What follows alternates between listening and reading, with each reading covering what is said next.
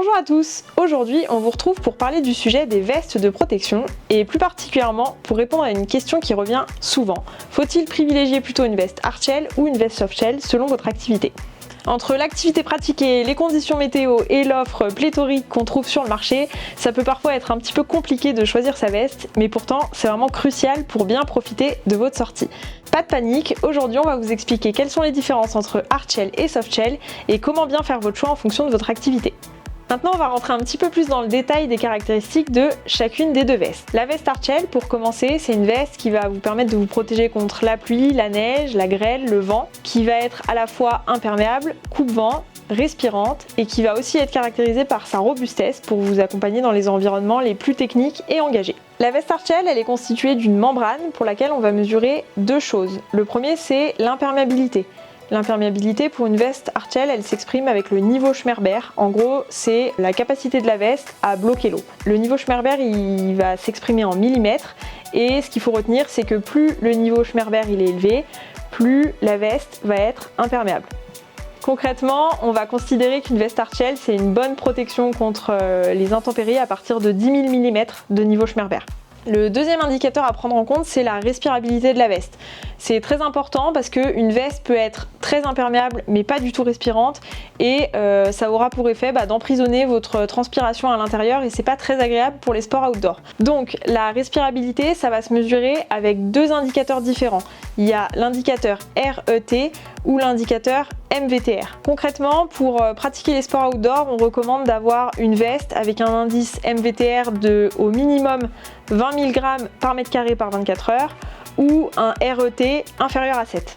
Côté pratique, la veste hardshell, elle va être parfaite pour des activités telles que de l'alpinisme, du ski de randonnée, de la randonnée en haute altitude ou des treks longs qui vont vous confronter à des météos très changeantes. Ce qu'il faut garder en tête, c'est que la veste hardshell, c'est une veste de protection. Elle va pas vous apporter de chaleur, donc il faudra la coupler avec une doudoune pour la partie isolation et apport de chaleur. Alors pour cette vidéo, je suis équipée du modèle RAB Downpour Mountain Jacket qui est parfaite pour les activités outdoor parce que du coup elle est imperméable à 20 000 mm et elle a une respirabilité de 20 000 g par mètre carré par 24 heures également. Ce qui est bien également avec cette veste, c'est qu'elle a du coup les poches rehaussées qui sont parfaites pour être portées avec un baudrier ou un sac à dos. Donc pour les activités de montagne, c'est top. Et elle a aussi la capuche réglable, les poignets réglables pour vraiment vous accompagner dans toutes vos aventures.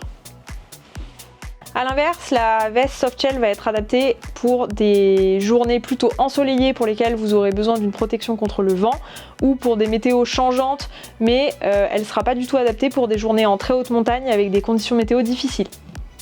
Concrètement, la veste softshell, c'est la veste multisport par excellence qui sera adaptée à toutes les activités dynamiques par temps clément. Par exemple, on a ici le modèle CCDA Softshell Jacket de la marque Orthovox. Un modèle fonctionnel et polyvalent qui va être à la fois élastique, robuste et déperlant, qui va être du coup parfaitement adapté à toutes les activités dynamiques en montagne. Le petit plus de ce modèle, c'est qu'il intègre de la laine mérinos, un matériau qui va être parfait pour avoir un petit apport de chaleur, réguler la température et offrir un maximum de confort. Pour résumer, je vous propose de récapituler dans quelles conditions opter pour une hardshell et dans quelles conditions choisir une softshell. Vous êtes à la recherche d'une protection maximale pour évoluer en haute montagne ou dans des conditions météo difficiles. Vous cherchez plutôt de la légèreté, de la compressibilité. Et dans ce cas-là, on va vous recommander plutôt d'opter pour une hardshell en complément d'une veste de type doudoune pour l'apport de chaleur.